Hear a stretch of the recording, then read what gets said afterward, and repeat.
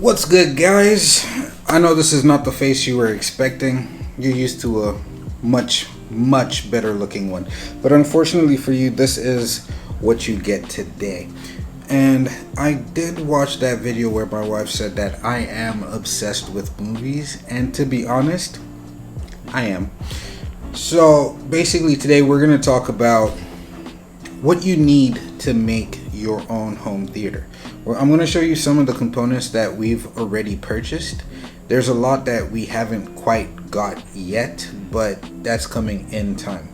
So let's jump into it, and if you have any questions, hit me down in the comment section down below and I will be sure to get back to you. Now, without any further ado, let's jump into it. So the first thing anybody talks about when they want to watch a movie is, how are you watching it?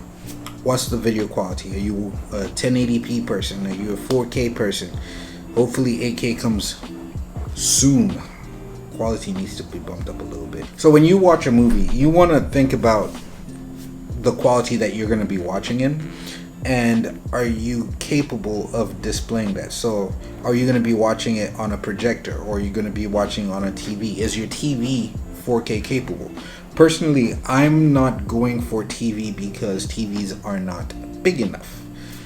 Even though the biggest TV out right now that we've seen is 120 inch, and they do have something called micro LEDs that are coming out, but I do not have the money for that, sir. Thank you very much. What we are going for is projection. So we're gonna get a projector from a company called Dangbei. It's a Chinese company. They make what are called lifestyle projectors. A dedicated projector is a little bit out of the price range we were looking at, and as well as the advantages that the Dangbei gives us is exactly what we need. Because there are some things that you need to think about if you're going projector. There are laser projectors, LED projectors, and lamp-based projectors. All of them have their own advantages, and for us, we wanted laser because of how long they last. Laser TVs can go 20,000 hours plus. LED projectors gives you almost as much time, but the bulb type ones are more bright, but you only get, with most of them, 3,000 to 5,000 hours worth of watch time. So with a laser, you're getting 10 plus years of maybe 2 movies every day of watch time, and no problems until you start to see degradation. This is beginnings of degradation in your movie viewing. Again, we were talking about how you're gonna watch the movies, not just the TV or the projector. There are players you will need to get. For example, you could get a Fire Stick, something like this right here. Just hook it up to your projector or your media player, whatever it is. These work fine, they work perfectly well, but they compress your audio pretty wildly. So personally, for me, if you're doing a dedicated home theater, I would not do a Fire Stick. There are other options you can get into. For example, there are these TV boxes. For example, this one here, this is a ZDO TV box. This is the Z9X. It's a much older model. Now these kind of work like how Netflix works. They make your own personal Netflix at home with all your movies, your TV shows. If you're into anime, this categorizes them. It gives you the movie information. It does pretty much everything for you. This one is okay. It works fine. You get your basic HDMI connections at the back, everything, your antennas. It works with Wi-Fi. You can also connect Ethernet onto it. This was the first one we got just to test out if this was the path we wanted to go. If you're going budget friendly, these are fine. They work fine. For me, I did not want fine. I wanted something a little bit better than this. So Z9X, we gotta say peace to you. Instead of going with the Z9X, we went with the Big Daddy. Here is the ZDO Z1000, Z1000 Pro.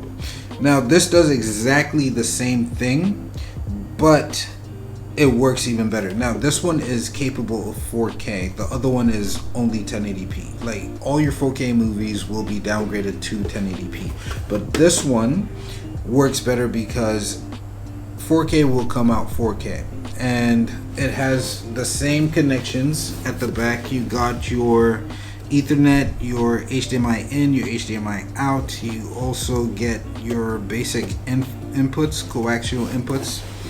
And the beauty of this one is right here.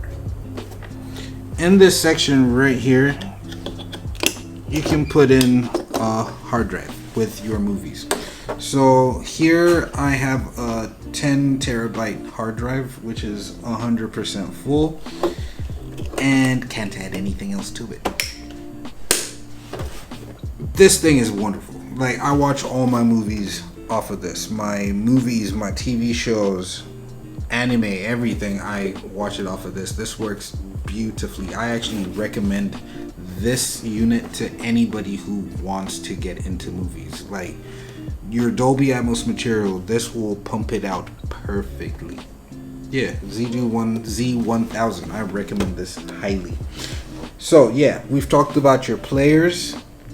Now the thing with the Z-Do is you do need to get your own movies, so put them onto your hard drives. And I don't recommend doing those 1 gigabyte, 5 giga. Don't be cheap with your movies.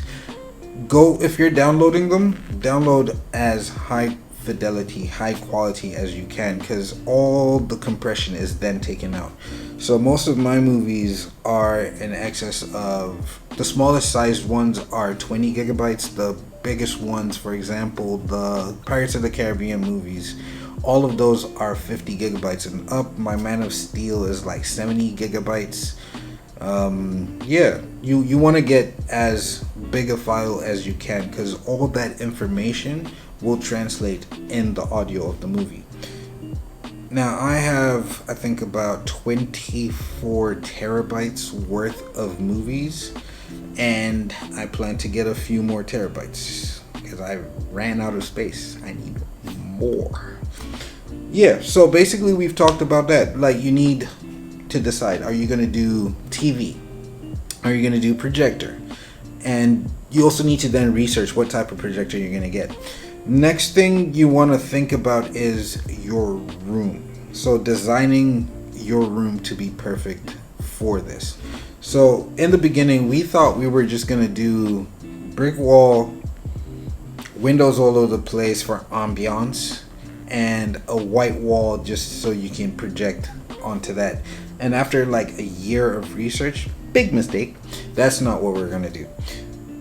So the research showed me that the best way to do it is to actually build a room within a room. So you have brick wall all around, no windows.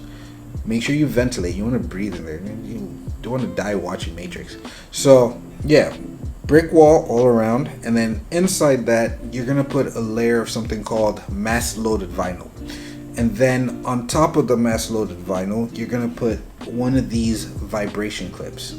Now these are wonderful because if you have a system like what I hope I will have, these will dampen the vibration so that it doesn't transmit to other rooms.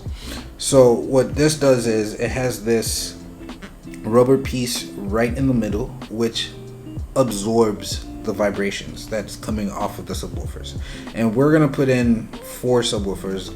Each corner of the room will have its own subwoofer, so I definitely need these clips. Now these aren't expensive at all. We got this for like 2 RMB. I think it was either 1 RMB or 2 RMB, one of the prices. I'll put up the conversion of price on the top here so you can see it. So basically it's brick wall, mass loaded vinyl, and then you stick this right onto the mass loaded vinyl, and here is where your wood studs would go all across the room. Now one of these isn't going to do anything for you. I recommend you do not do that. Get a bunch of these, and all along the wood studs. So you want to have, like, if it's one wood stud, you want to get maybe 3. So one up top, one in the middle, one at the bottom. Don't go overboard. You don't need like 1,000 of these. Like, just enough to hold your wood stud. You know, a little vibration is good. My wife might not agree. Definitely. So yeah, these come in handy. There are other types of clips that you will need. For example, decoupling clips, which here's a picture. These work well in that these ones work on vibrations from subwoofers, but the decoupling clips, those work best for sound dampening, so you don't get transmission through the rooms. That little air gap that it creates is good for keeping sound in the room and not escaping out. And the next thing you might want to look into is one of these acoustic boards. Now these work fantastic in that they not only help in reducing how much sound gets through them. These are made of a fabric board. They're very lightweight. I could hit you with this and you wouldn't feel it. They're very lightweight. Stick them onto your wall. These are super easy to handle. Just some glue on the back, stick it onto the wall. Super easy DIY job. Now these have 2 functions. One, it also helps with sound transmission. It won't, if it's too loud, it's still gonna get through. You're gonna hear it. But these help in limiting how much sound actually gets through your walls. 2, when you clap your hands, you kind of get this echo in a room that has nothing in it. These reduce how much echo you get because, believe it or not, it does actually affect the sound quality in your room. You could have the best speakers imaginable, but that echo will make them sound like that $2 speaker your girlfriend has. Whoa! If you have a girlfriend. So yeah, you might need to invest into pieces like this. Also for basic sound insulation, if you have a room, like for you guys who do music studios, you can put these up on your wall. These will actually help with the sound quality in the room very well. So if you're speaking, your dialogue is very crisp, very clear. These help with that as well. Another thing that you want to look into is something called sound panels. These are diffusion panels or absorption panels, and you have combo panels.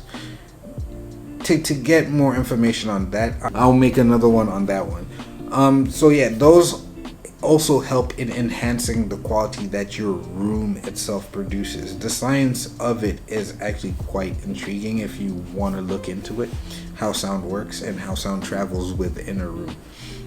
Now, like we mentioned, we're doing the room inside a room. So you got the brick wall, the mass loaded vinyl, the vibration clips, the wood panels, and then in between that we're putting rock wool. That will help to absorb even more sound. So basically, if I'm in the room and you're outside the room, it's gonna sound like this for you, but it's gonna sound like this for me. It's gonna be fantastic. Yeah, so basically that's what entails a room within a room. We'll do another video where I'll go into more detail on that aspect of it. So like we mentioned, you want to think about your projector, you want to think about TV. What do you want to watch? If you're doing TV, is it 4K capable? Do you have 4K material to watch? Another thing you want to think about is your player. Does your player accommodate what you want it to do? For example, with us, we're doing a 165-inch screen. So I don't want compressed video. I don't want compressed audio. I want to watch my movie how the director wanted us to watch it, how it looks in the theater. But believe it or not, actually, when a home theater is done right, it could sound better than what you used to in a theater, because this is now dedicated to your personal use. The sound, the bubble that it makes, trust me, Atmos, when it's done right, when a bullet whizzes past you and you hear a helicopter flying over you, in cars, when the cars sound like they're driving all around you, it's fantastic. It's something that I highly recommend, that at least once in your life experience that. And that's what made me want to get into this hobby of personal dedicated home theater. Now, I don't want to sound too pompous because I think I am going down that route. So yeah, basically, if you're into getting into home theater, all the things I've shown you and things that are coming in the future, the speakers which we will showcase, I do recommend that you look into boxes such as these. They're not very expensive. They work perfectly. Now, don't mistake it for like something like DSTV, because it's not a streamer.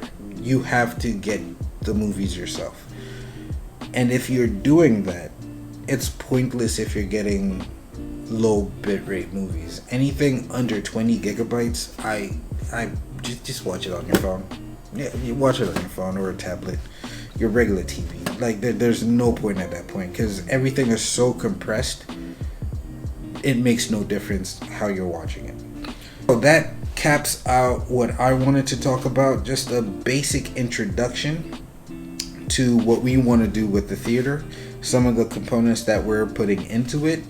And I hope you enjoyed the video, and we will see you on the next one. And please don't forget, click that subscribe button. Help a brother, help a wife. Let's get to 1,000 soon. And I will see you on the next video. Peace. Let's talk about love.